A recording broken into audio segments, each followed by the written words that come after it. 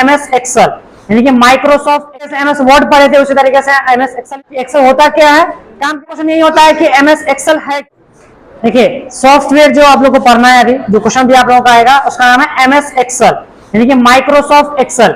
जिस तरीके से MS वर्ड पढ़े थे उसी तरीके से MS एक्सेल भी पढ़ना है आप लोगों को। इस तरीके से MS वर्ड में कुछ बनाए थे आप लोग सीखने के बाद, उसी तरीके से इसमें बनाना है। पहले MS वर्ड जैसे हम लोग जाने थे कि आखिर होता क्या है, काम किस तरीके से करता है, उसी तरीके से हम लोग एक्सेल के बारे में भी जानेंगे कि एक्सेल होता क्या है, काम किस तरीके से करता है, आखिर सीखना क्यों जरूरी है हम लोग को एक्सेल, है ना। तो पहला क्वेश्चन यही होता है कि MS एक्सेल है क्या।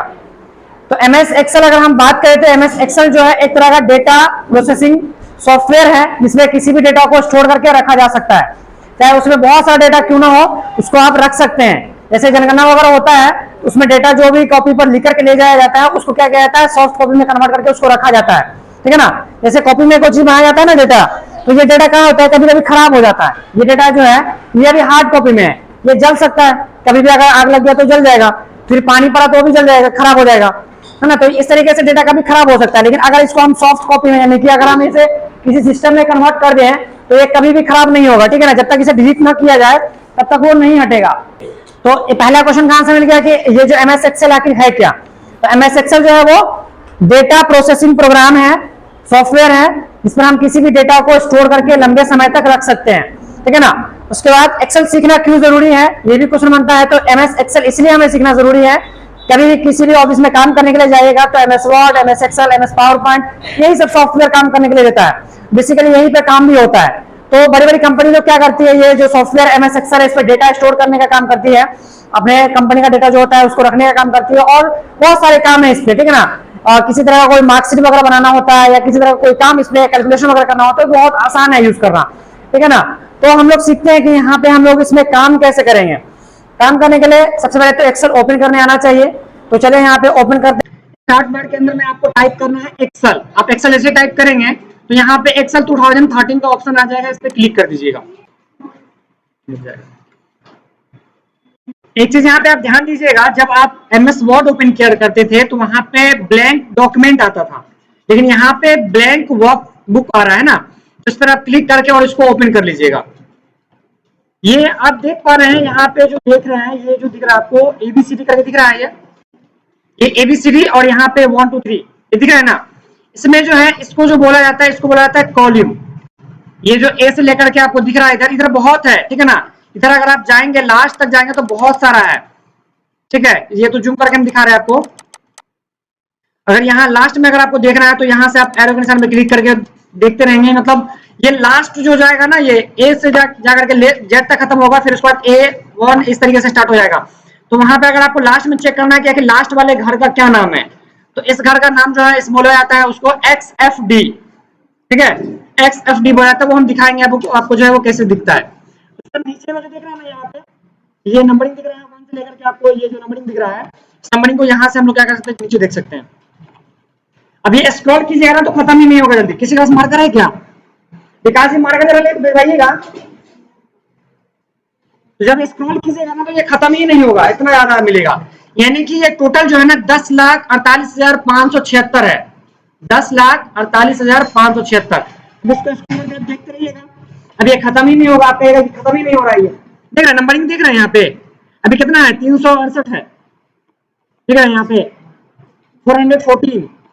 तो इस तरीके से अगर हम देखने जाएंगे कि 10,48,576 आखिर नीचे में है कि नहीं है, तो आप शायद आज नहीं देख पाएंगे। इसको स्क्रॉल करेंगे, फिर देखते रहेंगे, फिर नीचे से फिर ऊपर आने में भी टाइम लगेगा।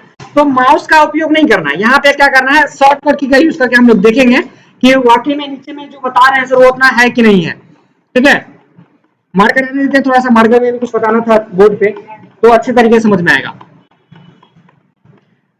ये समझ लीजिए कि छोटे छोटे दिख रहा है आपको, या कि है क्या, देखना ना कहीं पर भी क्लिक करें तो छोटा छोटा बॉक्स दिख रहा है, इस बॉक्स को बोला जाता है सेल। छोटा छोटा बॉक्स दिख रहा है ना, ये इसको बोला जाता है सेल।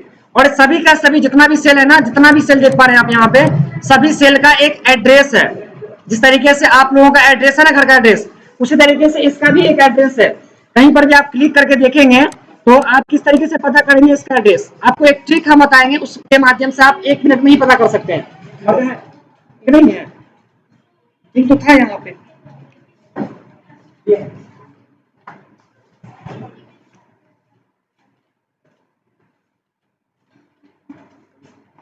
तो यहाँ पे हम लोग क्या करेंगे, पता करेंगे कि सभी सेल का एड्रेस क्या। हम एक सेल का एड्रेस बताएंगे तो आपको सभी का पता हो जाएगा, ठीक है। तो ये समझिए यहाँ पे कि ये ABCD जो लिखा हुआ है इसको क्या बोलते हैं, कॉलम बोलते हैं, ठीक है ना, कॉलम। और यहाँ पे 1 2 3 जो लिखा हुआ है इसको बोला जाता है रॉ। यहाँ पर अगर हम बात करें कि किसी भी सेल का एड्रेस पता करना होगा तो किस तरीके से पता करेंगे, तो आपको यही पता होना चाहिए कि पहले इसको क्या कहते हैं और इसको क्या कहते हैं। अभी हम बताए हैं, जो देख रहे हैं इसको ABCD जो लिखा हुआ है, ये जो दिख रहा है आपको अल्फाबेट, इसको बोलते हैं कॉलम। और ये जो नंबरिंग दिख रहा है इसको बोलते हैं रॉ। तो जब भी कोई टेबल बनता है ना तो रॉ और कॉलम मिलाने के बाद ही बनता है। जैसे कोई भी टेबल बनाना होता है हम लोगों को तो रॉ और कॉलम मिलाने के बाद ही बनता है। जैसे हमें पता करना होगा कि इसका पता करना है तो इसका एड्रेस पता करना, शुरू से बताते हैं। यहाँ पे इसका एड्रेस पता करना है तो आपको क्या करना, सबसे पहले ऊपर ये देखना होगा, ये हो गया B, और यहाँ पे इसके ठीक सामने यहाँ पे ये है 2, तो ये हो गया B2, इसका एड्रेस हो गया B2। उसके बाद यहाँ पर पता करते हैं, सबसे पहले इसको देखना होगा कॉलम को, ठीक है ना, ये हो गया H, ठीक है ना। और यहाँ से ये 6 आया यहाँ पे तो ये हो गया H6, तो इसको हो गया इसका एड्रेस बोलते हैं, है ना। उसी तरीके से आप कहीं पर भी क्लिक कीजिए, इसके ठीक ऊपर में देखिए यहाँ पे ये हो गया N और इसका ये हो गया 11, तो ये हो गया N11, क्या हो गया इसका एड्रेस हो गया। इसी तरीके से आप कहीं पर भी स्क्रॉल कर दीजिए और कहीं पर भी क्लिक कर दीजिए, आ जाइए, कहीं पर भी क्लिक कर दीजिए और इसके ठीक सामने ऊपर देखिए तो ये हो गया ऊपर में M, और इसके ठीक बगल में यहाँ पे 94, M94 इसका एड्रेस हो गया, ठीक है ना। अब यहाँ पर आते हैं कि वाकई में हम लोग को पता कैसे होगा कि यहाँ पे जो कॉलम की संख्या है वो कितना है। तो उसको जानने के लिए हमें सबसे पहले तो क्या करना पड़ेगा, कंट्रोल के साथ आपको क्लिक करना पड़ेगा राइट एरो। देखिए अब बात करें कि यहाँ पे नंबरिंग जो होता है वो कितना होता है, इसमें कॉलम की संख्या जो होता है वो कितना होता है। कॉलम की संख्या होता है 16,584, टोटल जो संख्या होता है ये 16,584। मार्कर नहीं है, नहीं तो लिख करके बता देते हैं, ठीक है ना। तो यहाँ पे हो जाएगा, इसको बोलते हैं 16,584 जो होता है वो कॉलम की संख्या होता है। उसके बाद अब हम रॉ की संख्या चेक करते हैं। अब रॉ की संख्या यहाँ से आप देख रहे हैं 1 से, अगर हम नीचे जाएंगे, अगर 10 लाख पर जाना होगा तो बहुत ज्यादा टाइम लगेगा। इसके लिए हम लोग शॉर्टकट की का यूज करेंगे। माउस यहाँ पे क्लिक करते हैं और आपको कंट्रोल बटन के साथ डाउन एरो प्रेस करना है, कंट्रोल बटन के साथ डाउन एरो प्रेस करिए। तो यहाँ से अगर आप फिर से अगर नीचे से ऊपर जाना चाहेंगे तो स्क्रॉल करके जाने में बहुत टाइम लगेगा ना। तो ऐसे में क्या होगा, आपको 1 दिन लग जाएगा स्क्रॉल करके ऊपर जाने में। तो ऊपर जाने के लिए वही चीज करेंगे हम लोग, क्या ठीक है। तो इसका समझ में आया। अगर हमें नीचे जाना होगा तो कंट्रोल बटन के साथ डाउन एरो प्रेस करेंगे, कंट्रोल बटन के साथ डाउन एरो से डायरेक्ट नीचे आ जाइएगा आप। उसके बाद अगर हमें फिर से ऊपर जाना होगा तो कंट्रोल बटन के साथ अप एरो प्रेस करेंगे तो हम लोग ऊपर पहुंच जाएंगे, ठीक है ना, सबसे ऊपर यानी कि टॉप में इस पे। उसके बाद अगर हमें इस साइड से लास्ट में चेक करना है कि कितना है इसमें कॉलम की संख्या, तो हम लोग को जाना पड़ेगा। यहाँ पे संख्या नहीं बताता है, यहाँ पे अल्फाबेट के रूप में बताएगा, ठीक है ना। तो जाना होगा हमें तो कंट्रोल बटन के साथ राइट एरो प्रेस करेंगे, क्योंकि राइट में हमें जाना है, राइट एरो प्रेस करेंगे तो यहाँ पे XFD हो जाएगा लास्ट में, ठीक है ना। फिर से अगर वापस में जाना है तो वही उसी तरीके से उसका अपोजिट, ठीक है ना। कॉपी निकालिए और लिख लीजिए। अब और आगे सीखते हैं, यहाँ पे उसको आप रहने दीजिए, कॉपी बंद कर लीजिए, ठीक है। अब यहाँ पर आपको क्या करना है, फाइल टैब एक एक करके हम लोग समझते हैं। जब हम लोग क्या किए थे, MS वर्ड स्टार्ट किए तो MS वर्ड में वहां पे जो डॉक्यूमेंट ओपन होता था उसमें एक व्हाइट पेज ओपन होता था, लेकिन यहाँ पे व्हाइट पेज नहीं दिख रहा होगा आपको। ये जो है ना, इसको बोला जाता है सीट। पूरा जो देख रहे हैं छोटा छोटा बॉक्स दिख रहा है, इसको बोला जाता है सेल। अगर आप 12th क्लास में बायोलॉजी पढ़े होंगे तो उसमें आप कोशिका जब पढ़े होंगे तो वहां पे छोटा सा सेल जो होता है जिसको कोशिका का नाम होता है सेल, है ना। तो यहाँ पे छोटा छोटा जो पार्ट देख रहे हैं ये इसको बोला जाता है सेल। लेकिन यहाँ पे जो ये सेल है, इस सेल का नाम अलग है, मीनिंग कुछ अलग है, और वो वाला जो सेल पढ़े हैं आप लोग उसका मीनिंग अलग है, ठीक है ना। तो यहाँ पे जो छोटा छोटा दिख रहा है इसको बोला जाता है सेल। लेकिन जब जो है ना पूरा सेल एक जगह मिल जाता है तो इसको बोला जाता है सीट, ठीक है ना।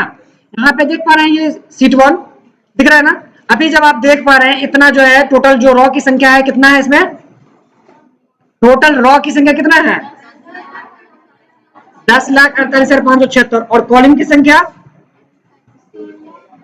XFD। अगर आपको अल्फाबेट में पूछा जाएगा तब XFD बताइएगा, लेकिन अगर आपसे पूछा जाएगा कि आप नंबरिंग बताइए कितना नंबर होता है, टोटल 16,584, ठीक है ना। ये टोटल होता है कॉलम की संख्या, ठीक है ना। तो ये हो गया। तो यहाँ पर जो एक सीट के अंदर में इतना सारा मिला है, अगर हमें तो यहाँ प्लस में जब हम क्लिक करेंगे और इतना सारा मिल जाएगा हमको।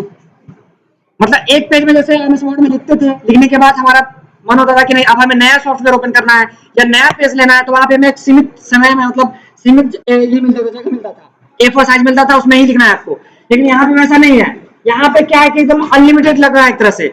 इसमें आप 10 लाख 576 स्क्रॉल करते जाएंगे इतना डेटा है कि आप बढ़ते जाएंगे। जनगणना होता है ना, अभी जनगणना होने वाला है फिर से, तो आप लोग जो डेटा आप लोगों से लिया जाता है, आते हैं वो लोग जो आपके जनगणना के लिए, तो वहां पे क्या होता है कॉपी और एक पेन लेकर के आते हैं और आपका पूरा डिटेल से लिख करके जाते हैं, लिख के जाते हैं ना। तो वो डेटा हो सकता है कभी गुम हो जाए, तो उसको क्या किया जाता है, एक DEO यानी कि डेटा एंट्री ऑपरेटर जो होते हैं, वो डेटा को क्या करते हैं हार्ड कॉपी से सॉफ्ट कॉपी में कन्वर्ट करते हैं।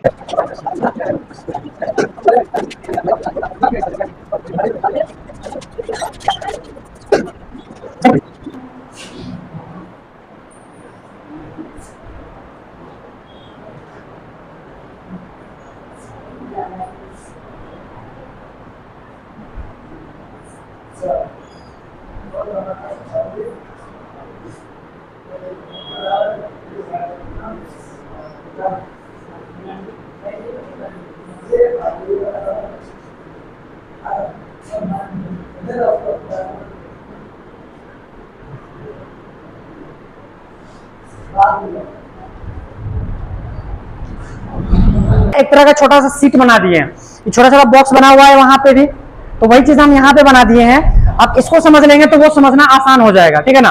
तो यहाँ पे जो दिख रहा है ABCD दिख रहा होगा आप लोगों को, ये ABCD जो होता है इसको बोला जाता है कॉलम, है ना। ऐसा वाला जो भाग ऊपर वाला भाग इस तरीके से जा रहा है उधर, इसको बोला जाता है कॉलम, है ना।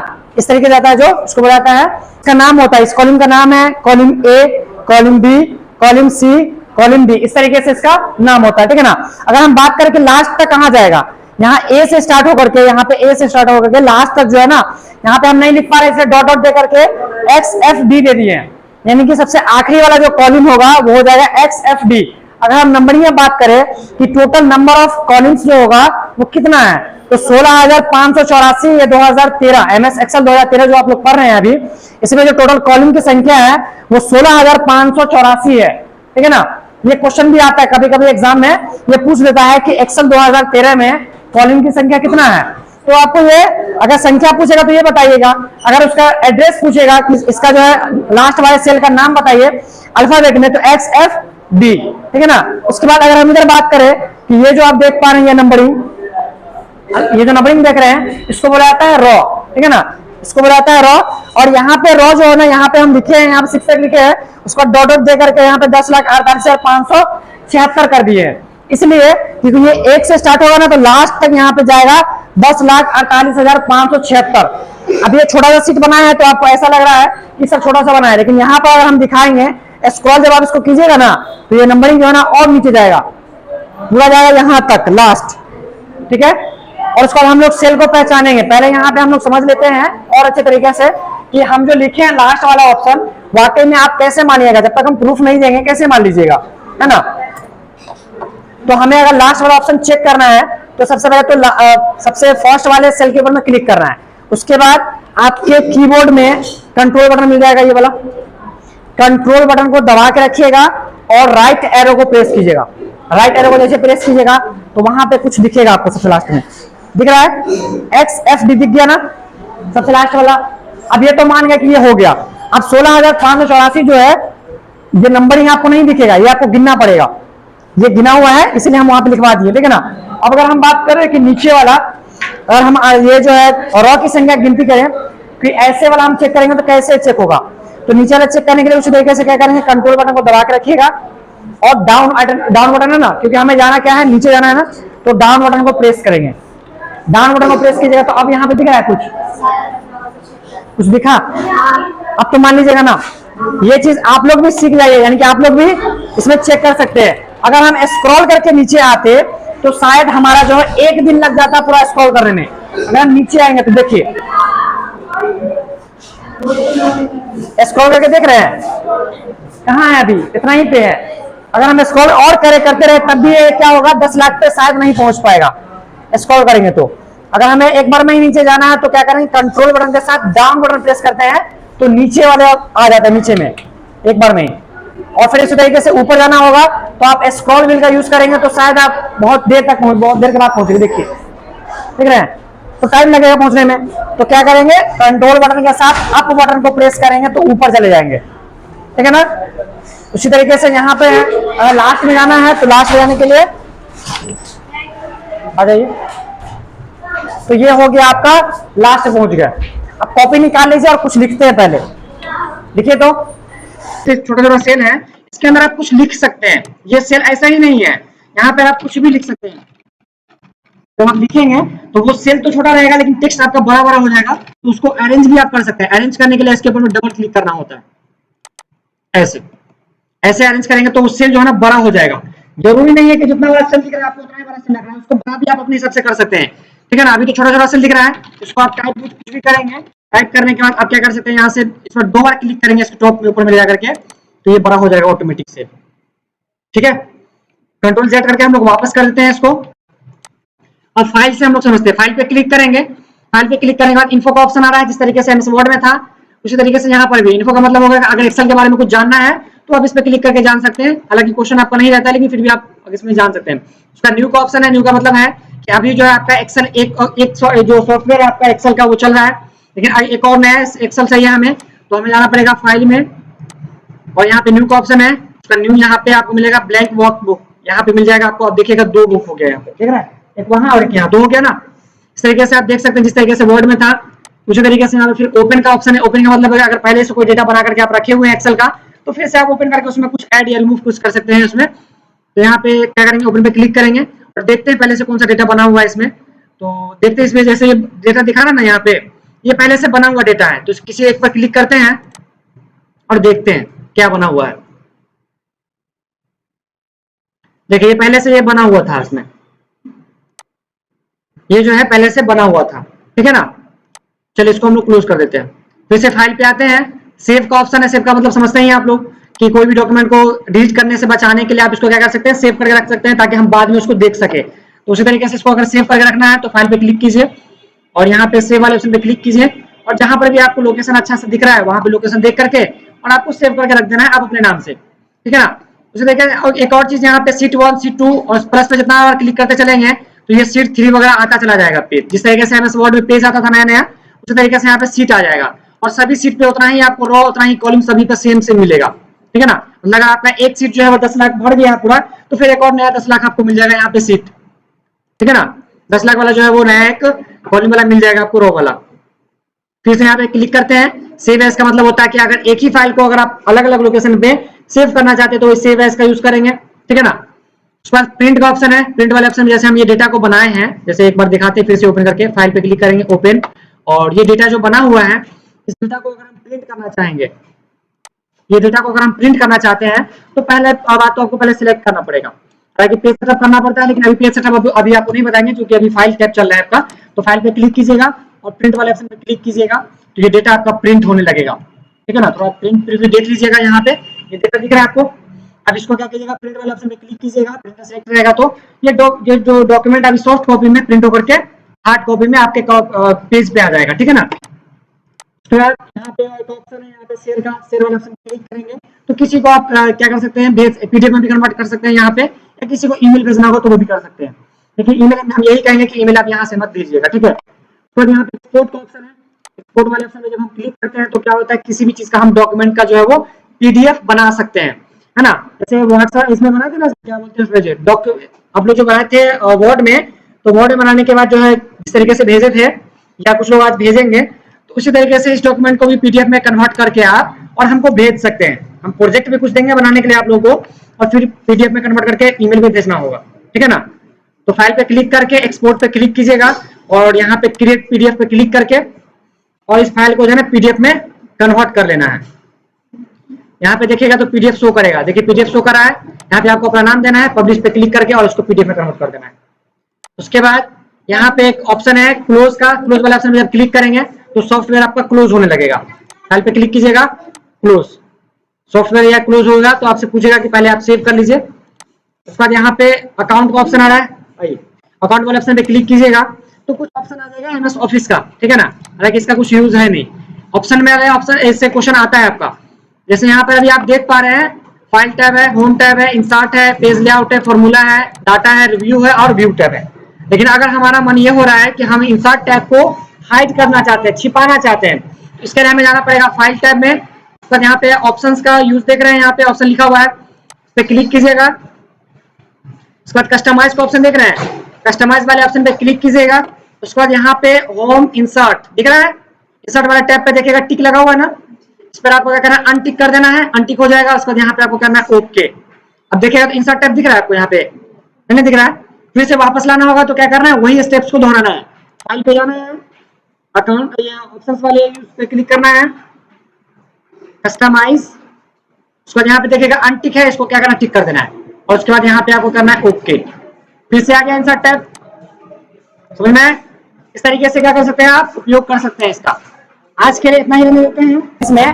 तो आपको आजमाने के लिए क्या किया जा सकता है, सभी टैब को हाइड कर देगा, सभी टैब को हाइड कर देगा और सिर्फ क्या बचेगा, यहाँ पे बचेगा फाइल टैब। तो आप समझ जाएगा कि क्या किया गया वहां पे, ठीक है ना, समझ जाएगा कि सबको हाइड कर दिया गया। ऐसा नहीं है कि आपको नया सॉफ्टवेयर पे लाके बैठा दिया गया है, ऐसा नहीं है, उसी सॉफ्टवेयर पे है, उसको हाइड कर दिया गया और आपको आजमाया जा रहा है, समझ जाएगा। तो ऑन करके फिर से ला दीजिएगा, ठीक है ना। तो ये हो गया कुछ ऑप्शंस का यूज। आप लोग भी लैब में जाइएगा तो इसका यूज जरूर कीजिएगा, और जो हिंदी का कॉपी बचा हुआ है, इंग्लिश का कॉपी, उसको बना करके भेज दीजिएगा, ठीक है ना। चलिए अब हम लोग इसको सॉफ्टवेयर को यहीं पे खत्म करते हैं। बाकी जो ऑप्शंस बचा हुआ है आपका होम टैब, होम टैब को हम लोग अगले दिन देखेंगे, ठीक है ना। और अभी हम लोग क्लिकर कर देते हैं।